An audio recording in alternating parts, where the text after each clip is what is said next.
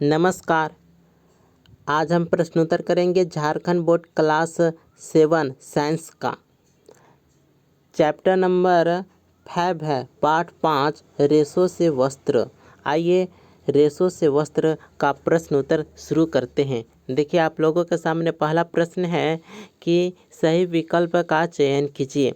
तो पहला प्रश्न है कि निम्नलिखित में से किससे ऊन प्राप्त नहीं किया जा सकता है। तो ऑप्शन नंबर घ सही होगा, कीट से हम ऊन प्राप्त नहीं कर सकते हैं, जबकि बकरी, लामा, अल्पेका से ऊन प्राप्त किया जा सकता है। देखिए दूसरा प्रश्न है कि निम्नलिखित में से कौन सा रेशम का प्रकार नहीं है। तो ऑप्शन घ सही होगा, कीट रेशम का प्रकार नहीं है, जबकि मलबेरी, तसर, मूंगा ये सभी रेशम के प्रकार हैं। तीसरा प्रश्न है कि रेशम कीड़ा है। तो ऑप्शन क सही होगा, कैटरपिलर है सो रेशम कीड़ा है। चौथा प्रश्न है कि निम्नलिखित में कौन ऊन नहीं देता है। तो कुत्ता ऊन नहीं देता है, जबकि याक, ऊंट, बकरी ये सभी ऊन देते हैं। देखिए दूसरा प्रश्न है कि रिक्त स्थानों की पूर्ति कीजिए। तो दूसरा का पहला प्रश्न का यहाँ पर हमने डायरेक्ट उत्तर दे दिया हूँ कि पहला उत्तर है भेड़ एवं बकरी से जांतव रेशे प्राप्त किए जाते हैं। तो पहला का उत्तर होगा भेड़ एवं बकरी। दूसरा देखिए ऊँट के बालों का उपयोग ऊन के लिए किया जाता है। तो दूसरा का आंसर होगा बालों। तीसरा उत्तर है ऊन के लिए भेड़ों के बालों की कटाई सामान्यतः गर्मियों के मौसम में किया जाता है। तो तीसरा का उत्तर होगा गर्मियों। इसके बाद देखिए चौथा प्रश्न है कि सामान्य रेशम कीट कैटरपिलर हैं। तो चौथा का आंसर होगा कैटरपिलर। पांचवा देखिए रेशम कीट शहतूत की पत्तियों पर चलते हैं। तो पांचवा का आंसर होगा शहतूत। छठा देखिए आप लोगों के सामने है कि रेशम रेशे प्रोटीन के बने होते हैं। तो छठा का उत्तर होगा प्रोटीन।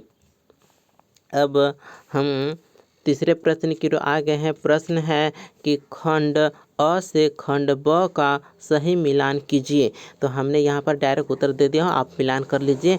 तो अभिमार्जन का सही मिलान होगा ऑप्शन घ से, काटी गई ऊन की सफाई अभिमार्जन हुआ।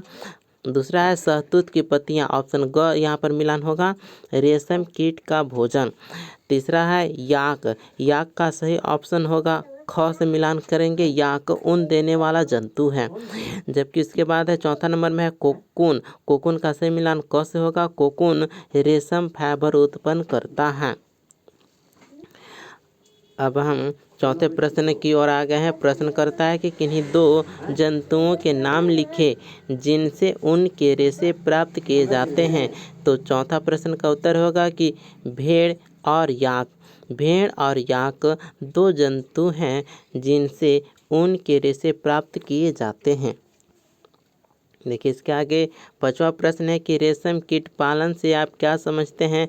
तो पांचवा का आंसर होगा कि रेशम कीट पालन का अर्थ है रेशम कीटों को पालना, उनका भोजन देना और उनसे कोकून से रेशा प्राप्त करना। इसे सेरीकल्चर कहा जाता है। अब देखिए छठा प्रश्न की ओर आ गए हैं। प्रश्न है कि भेड़ के कौन से भाग के तंतु ऊन बनाने के काम में आते हैं।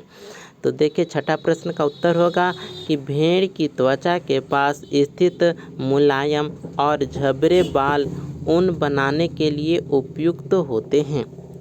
अब हम इसके आगे सातवें प्रश्न की ओर आ गए हैं। प्रश्न है कि ऊन तंतु से ऊन किस प्रकार प्राप्त किए जाते हैं। तो सातवें प्रश्न का उत्तर होगा कि पहले भेड़ के बालों की कतराई की जाती है, फिर सफाई, छटाई, कातना और अंत में उन्हें बुनकर ऊन प्राप्त की जाती है। देखिए इसके आगे आठवां प्रश्न है कि कोकून क्या है। रेशम कीट किस प्रकार कोकून बनाते हैं। तो देखिए दो प्रश्न है एक ही साथ।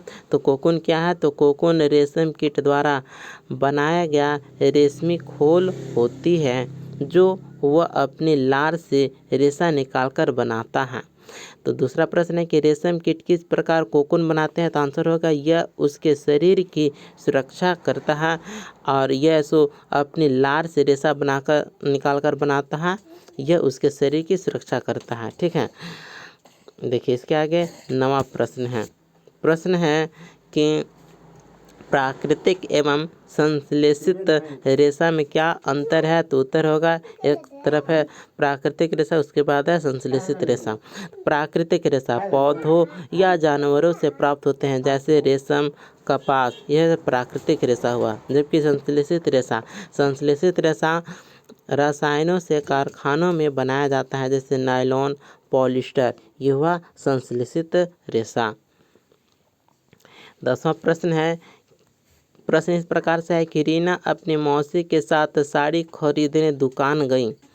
वहां उसने पाया कि संश्लेषित रेशमी साड़ी का मूल्य प्राकृतिक रेशमी साड़ी से कम था। वह जानना चाहती थी कि ऐसा क्यों है, पता कीजिए।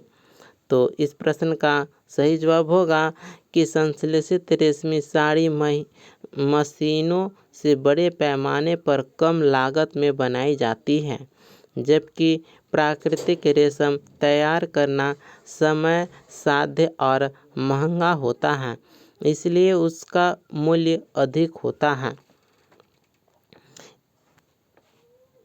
इसके बाद हम 11वें प्रश्न की ओर आ गए हैं। प्रश्न है कि दिए गए संकेतों का प्रयोग करते हुए निम्न वर्ग पहेली को भरिए। तो देखिए सीधे यानी एक्रॉस में दूसरा नंबर पर है ऊन को अच्छी तरह से धोने का प्रक्रम, तो उत्तर होगा अभिमार्जन, यह पहले से ही भरा हुआ है। देखिए तीसरा पॉइंट में है कि एक प्रकार का जानते हो रेशा, तो आंसर होगा रेशम। 6ठा नंबर पर है लंबी धागे जैसी संरचना जिससे बुनकर वस्त्र बनाते हैं, तो उत्तर होगा सूत्र। सूत्र का वर्ण विच्छेद इस प्रकार से होगा कि दंश प्लस दीर्घऊ प्लस त प्लस र, इस प्रकार से सूत्र का वर्ण विच्छेद होता है। देखिए इसके आगे है कि ऊपर से नीचे, तो पहला पॉइंट में है कि इससे बुने वस्त्र शरीर को गर्म रखते हैं, तो आंसर होगा ऊन, यह पहले से ही भरा हुआ है। चौथा नंबर पर है इसकी पत्तियों को रेशम कीट खाते हैं, तो उत्तर होगा शहतूत। इसके आगे है कि एक रेशम कीट के अंडे से निकलते हैं, तो उत्तर होगा प्यूपा। आप यहाँ पर पिक्चर में इस प्रकार से फिल कर सकते हैं कि दूसरे नंबर पर है यहाँ पर अभिमार्जन, तो यहाँ पर देख सकते हैं कि दूसरे नंबर पे ये अभिमार्जन फिल है। ठीक है, तीसरे पॉइंट पर है रेशम, तो यहाँ पर रेशम आप फिल देख सकते हैं। 6ठे नंबर पर है सूत्र, यहाँ पर दंश में दु त और यहाँ पर र भराएगा, ये होगा सूत्र, यहाँ पर कंप्लीट हो गया। ठीक है, अब ऊपर से नीचे, तो पहला नंबर पर हो गया ऊन, ये देखिए ये भरा हुआ है। ठीक है, तो ये है सो भरा हुआ है, आप देख सकते हैं पहले नंबर पर है ऊन, ये भरा हुआ है। देखिए इसके बाद चौथा नंबर पर आंसर होगा शहतूत। ठीक है, तो चौथा नंबर पर ये है, ये भी भरा हुआ है, देख लीजिए ये है गया शहतूत। ठीक है, और 5वें नंबर पर आंसर होगा प्यूपा, ये भी देखिए इसमें भरने की ज़रूरत नहीं है, तो हमें केवल एक जगह र भरे हैं, नहीं तो सभी आप देख सकते हैं, मिलान कर लीजिए, ये आपका आंसर होगा। तो इस प्रकार से 5वां पार्ट का कंप्लीट आंसर रेशों से वस्त्र, इसका कंप्लीट हमने कर लिया है। मिलते हैं अगले वीडियो में, धन्यवाद।